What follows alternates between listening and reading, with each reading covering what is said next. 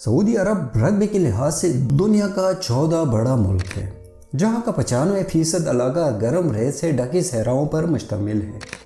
अगर Google Earth से सऊदीया को जूम करके देखें तो आपको मुल्क के बंजर सहराओं में सरसब्ज गोल दायरे नज़र आएंगे।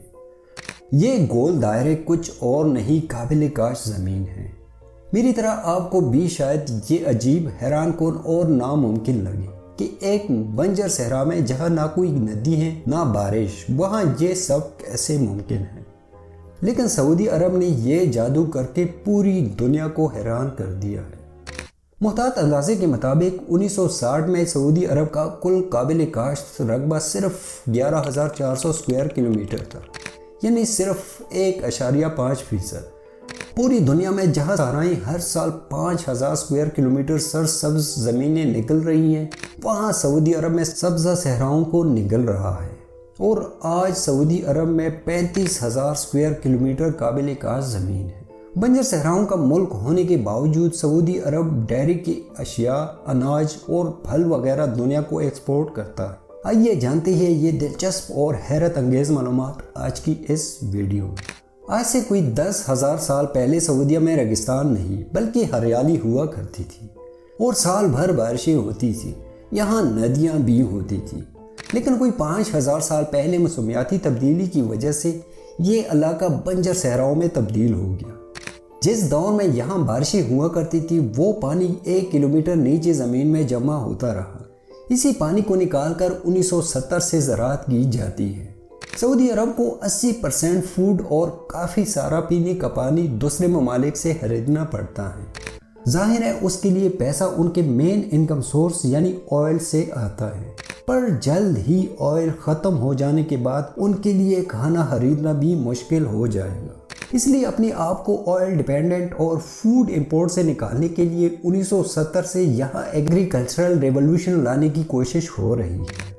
सऊदी अरब बड़े पैमाने पर सेंटर पेविट इरिगेशन सिस्टम इस्तेमाल करता है।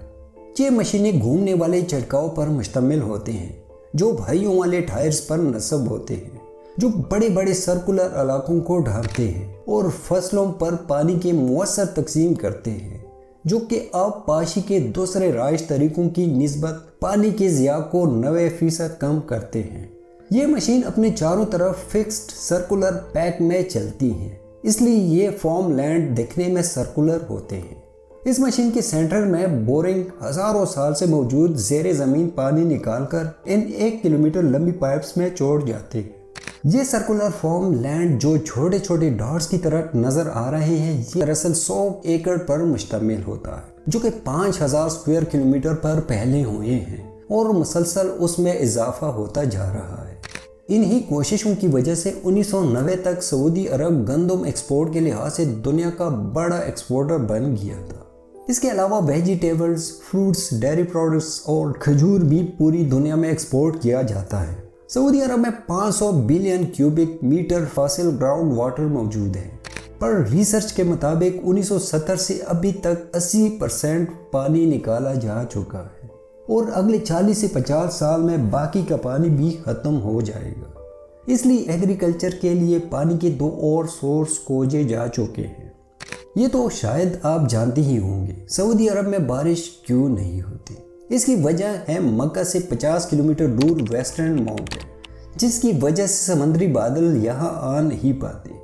इसलिए जब भी बारिश होती है तो बारिश का सारा पानी माउंटेन के दूसरे साइड में गिरकर वापस समंदर में मिल जाता है। यहाँ एक बार में इतनी बारिश होती है कि 13 करोड़ पेड़ों को 3 साल तक पानी दिया जा सकता है। चूँकि ये इलाका ड्रेन की तरह है, इसलिए यहाँ पानी रुकता नहीं और ये सारा पानी बर्बाद हो जाता है। इसलिए 2009 में गवर्नमेंट ने यहाँ अलबायदा प्रोजेक्ट शुरू किया ताकि इस पानी को रोक कर ये जगह हरी भरी की जा सके। ये प्रोजेक्ट कुछ यूँ काम करता है कि पानी के बहाव को कम किया जाए ताकि मिट्टी को इतना टाइम मिल सके कि वो पानी को जज़ब कर सके और बहकर ज़ाया होने की बजाय ज़मीन के नीचे जमा हो सके। वाटर फ्लो को कम करने के लिए पहाड़ों में स्टेप्स, टेरेसेस, कैनल्स, सिल ट्रैप्स और कलेक्शन पॉइंट्स बनाए गए हैं, जिससे पानी को पहाड़ों में ही ट्रैप या देर तक रोक कर वहाँ लगे वेजिटेशन उसको जज़ब कर लेती है। آسان الفاظ میں آج سے 2500 سال پہلے اردن میں رہنے والی نباتین قوم کا طریقہ اپنایا جا رہا ہے۔ یہاں پر مختلف اقسام کے 4000 درخت اور پودے لگائے گئے تھے جو کہ بدترین خشک سالی سے آدھے سے زیادہ سوکھ گئے، اور یہ پروجیکٹ علاقے کی بدو قبائل کے ریکویسٹ کے باوجود 2016 میں بند کیا گیا۔ خوش قسمتی سے 2018-19 میں بارشیں شروع ہو گئی اور اس علاقے میں سیلابی جھگوں میں ہریالی ہو گئی۔ ایگریکلچر کے لیے underground water rain water trapping کے علاوہ تیسرا سورس ہے سمندر، اس لیے اس کے لیے نیوکلیر پاور پلانٹ کی مدد سے الیکٹریسٹی پروڈیوس کر کے ڈی سیلینیشن کیا جاتا ہے۔ پانی کی کمی کے مسئلے پر قابو پانے کے لیے سعودی عرب نے جو اہم حکمت عملی اپنائی ہے وہ آبپاشی کے لیے صاف شدہ سمندری پانی کا استعمال ہے۔